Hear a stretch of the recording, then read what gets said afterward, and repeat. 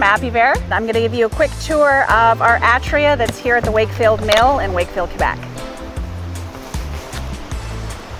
This hive was custom painted specifically for the Wakefield Mill.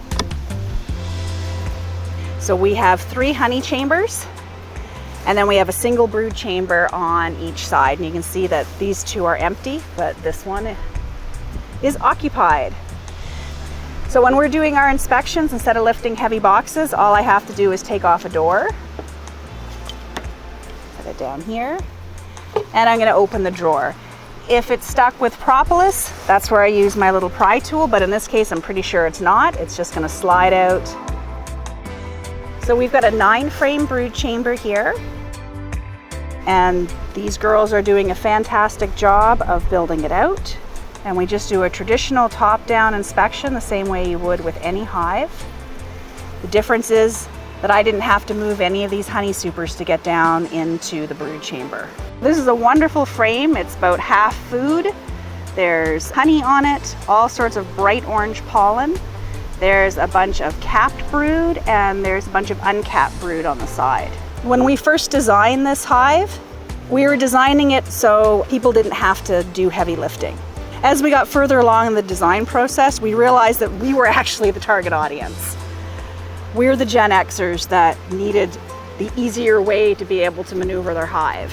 A lot of people my age are in a similar situation where something is starting to not be 100% right with their bodies. If this was a Langstroth colony and it was individual boxes, one of these chambers could weigh up to 80 pounds when it was full of honey. When we're harvesting, we will pull them out one at a time. So the heaviest thing anybody's ever going to lift is a frame of honey. When we first start out with a colony at the beginning of the season, or when we're installing a new colony like this one was about 2 weeks ago, they really only take up the bottom chamber. We add what's called a nucleus colony. In some places people add what's called a package. But either way, there's barely enough bees to fill up this bottom chamber. So we keep them down at the bottom, but we have different dividers. So before I supered this, I had this solid divider on top of this chamber. So the bees only had access to this chamber.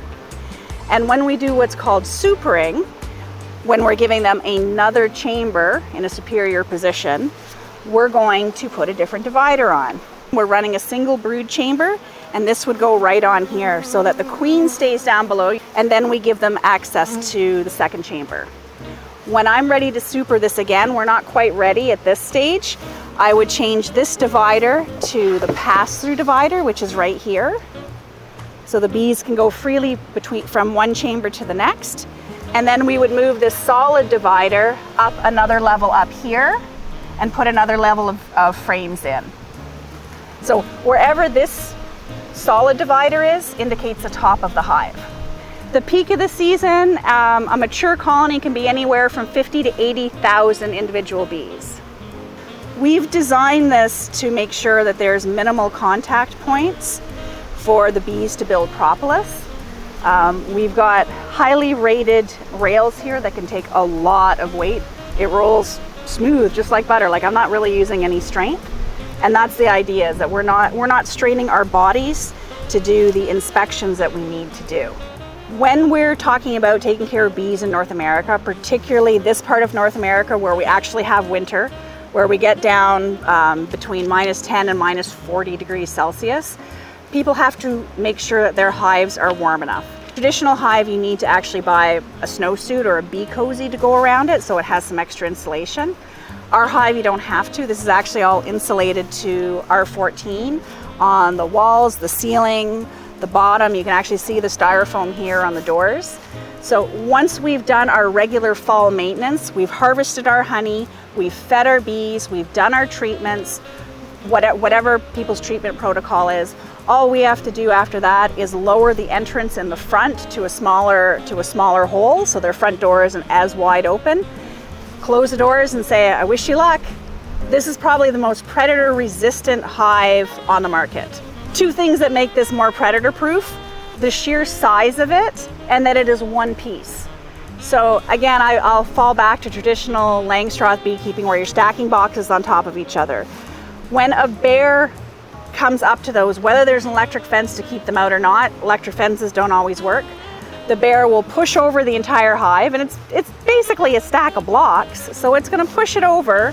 The frames are going to come tumbling out. The bear is going to hightail it out of there until they calm down, and then come back and have a buffet that they've just laid out all for themselves. Hard pressed for a bear to knock one of these over. And even if they did, they're going to have a very hard time getting into it. We have reinforced it because we have experienced bear attacks just like every beekeeper. But what we have, and I'll show you here, it's reinforced the doors on the top and the bottom because we've watched the anatomy of a bear attack on one of our hives. When they can't push it over, they look for the weak points, which are the doors. So they'll basically hang on the doors. So now we've got reinforced rebar on the top and the bottom. The bear could hang there all day and not pull it off anymore. On hives that are in very high bear traffic areas, we will put an electric fence on our system. A standoff, traditional agricultural standoff for an electric fence, 2 posts right here, and we put 1 or 2 lines of electric fence right on the front. So what you have to understand about bears decide what they're going to attack by smelling. So the very first thing they're going to do is they're going to walk around and they're going to sniff to see where the good stuff is coming from, and they're going to smell it right here. So that's the first place that they're going to go. So if we can zap them on the end of the nose, and that's pretty much their only susceptible part, if we can zap them on the end of their nose and it's game over, they're not going to come back. So this particular design comes in 3 different sizes. This is our double. We also make a single model that we use for our hosting program.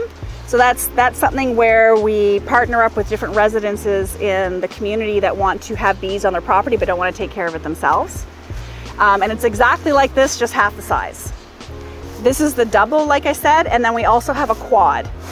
The nice thing about this system is it's pretty much set up for a small producer. So somebody that wants to start beekeeping, doesn't want the heavy lifting, wants something that's very attractive on their property. And it's really a statement piece for people that want to do beekeeping. Everything gets stored in here, everything comes with it. A fully set up hive has a full complement of frames for all 4 chambers. All the dividers that you're going to need, and everything that you're going to need to get started, minus the bees.